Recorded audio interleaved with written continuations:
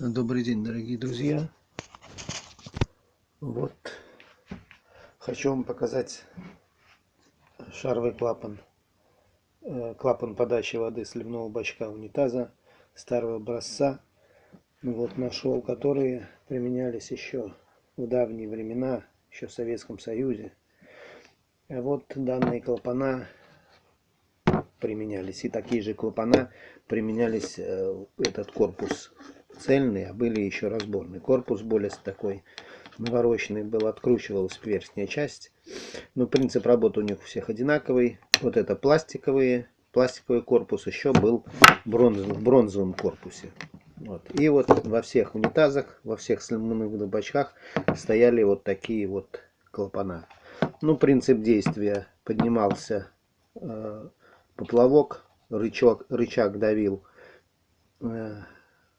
на прокладку, которая там установлена, я вам покажу, и перекрывал проход, подачу воды прекращал. То есть такая банальная конструкция, но вот смотрите, здесь обычным гвоздиком зафиксировано и гвоздик загнут. Чуть-чуть сейчас разогнем гвоздик, вытащим его. То есть этот гвоздик периодически ржавел, эта штука отваливалась, приходилось ставить новый гвоздик или проволочину медную обычно ставили. Вот рычаг, видите, рычаг, который вот снимается пробка, и вот сама конструкция клапана. То есть клапан вот так вставляется, и при движении рычага перекрывает вон там отверстие прокладкой. Вот прокладка, обыкновенная резиновая прокладка. Сейчас мы с вами ее снимем.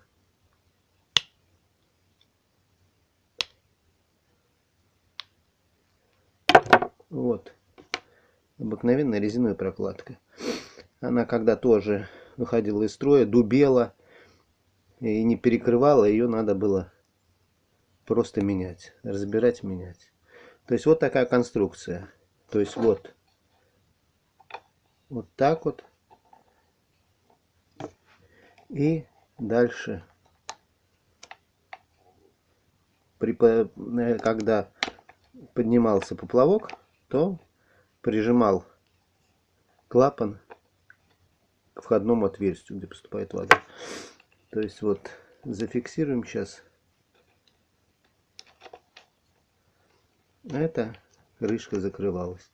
То есть какие были проблемы? Проблемы были, что вот этот рычаг, у нас рычаг этот,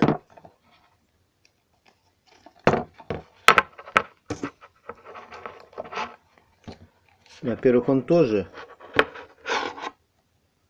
ржавел вот в этом месте, вот, и отваливался.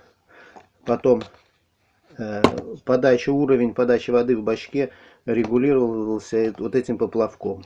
Поплавок снимался и одевался. Бывало, вода набиралась в этот поплавок, и он вообще не поднимался. То есть надо было менять вот этот поплавок.